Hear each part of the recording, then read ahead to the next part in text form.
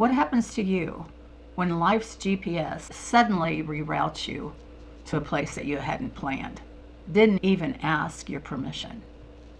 This has recently happened to me.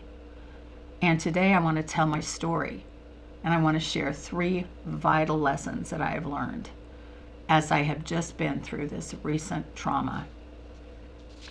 I have epilepsy, and for the last 8 years, I have not been able to drive. I've had to turn over my keys, but of course, I would not want to drive. I would not want to risk something happening to someone else. Being unable to drive, we are dependent on others. Those who have had this happen, you know what I'm talking about. It's vulnerable and sometimes can be very discouraging. My husband and I love to go on day trips. We leave in the morning and then we come back later on in the evening. We had planned a wonderful day trip for Tuesday.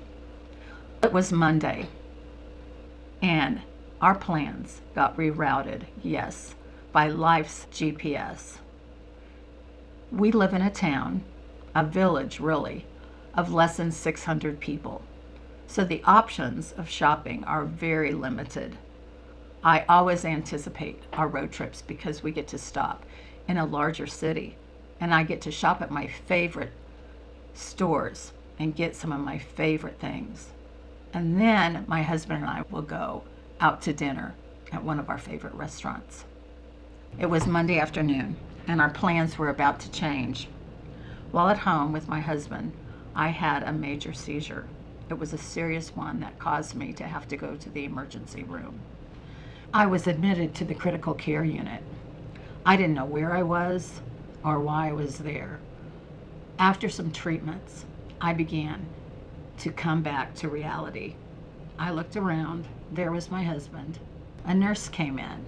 I'd never seen before. She was not in my altered reality. There were nurses, there were aides, there were doctors. I have no memory of them being there. So I got to be introduced to them for the first time. After I was released to go home, I could not remember anything that happened until I came to. I kept asking my husband for details. He got tired of me asking for more details. This went on for hours. This made me scared. I was really insecure. Has something happened to my brain? Since this major seizure, I've been to several doctors. I've had a variety of tests, and still they have not found the missing piece of the puzzle. I was in a dilemma. I'm a new YouTuber. In fact, I had just released my first YouTube, and I had made a promise that they would hear from me in a week, that I would offer a new story. I had my story all prepared. It was ready to record, but I wasn't ready.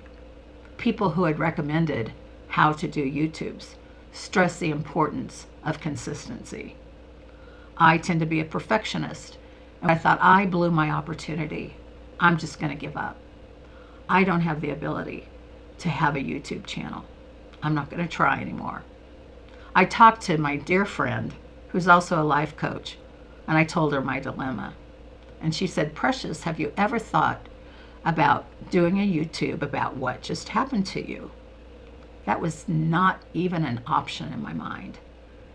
And then she said, "There are people who have this happen, who live this story all the time. They need to hear from you. They need to hear your voice, and they need to hear what you have learned as you have gone through this." My name is Precious Hope. That's my given name. My parents really named me that. And as I told my story today, I wanted to end with 3 important and vital lessons I learned on what it means for us to live in an uncanny world where we have to somehow change our plans and figure out how we are going to live. I have been a counselor for 30 years, and stories are very important to me. I believe that they tell us where we have been and help shape who we are. They give us an opportunity to look at our future. Where do we want to go? Who do we want to be? I want to highlight the 3 things that I learned. First of all, Life is unpredictable. There are no guarantees. As you heard in my story, I anticipated a wonderful day trip with my husband. We had a schedule planned out of things that we really wanted to enjoy. It's not going to happen. Those of us who have experienced significant loss and drastic changes know the effects, the impact that this can have on us.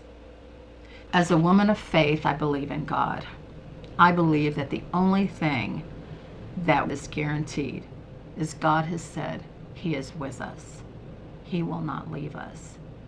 Many people who have suffered significantly have told stories, amazing stories, of their sense of knowing and discovering a God who in His presence reveals that He is good.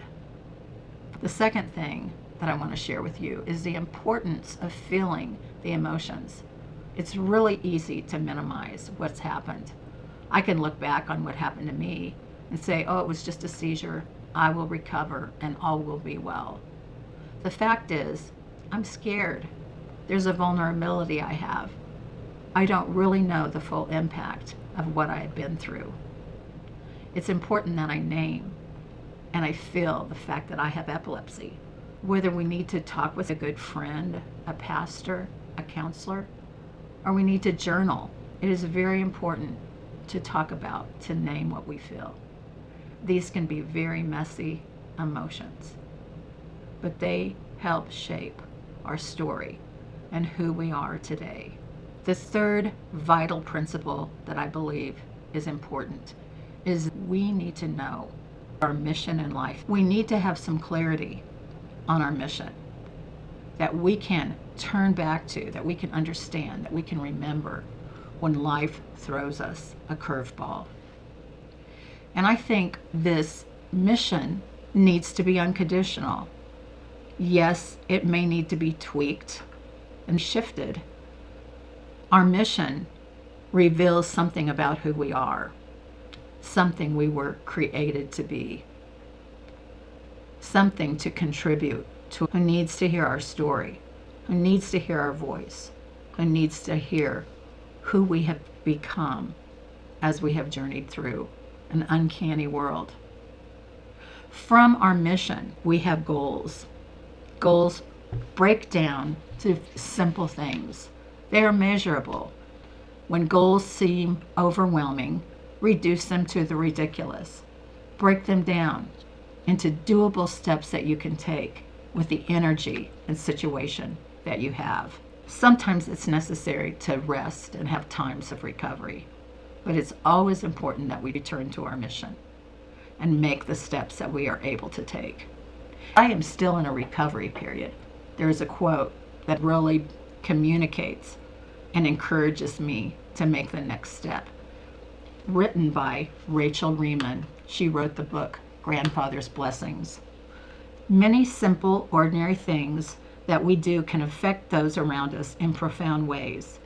The unexpected phone call, the brief touch, the willingness to listen generously, the warm smile or wink of recognition.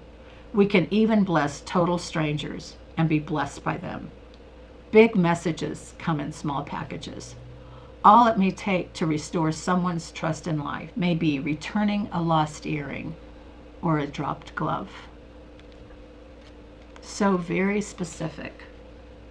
And these are things I can do.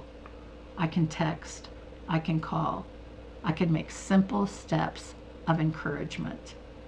The important thing is that we do not hide out. I'm tempted to isolate when I have something happen to me. And sometimes I pull in and retreat too long. And then I begin to get depressed. It is important that we return to our life's mission, and very important that we never give up. Could you do me a favor and like, subscribe, and I would love to hear a comment.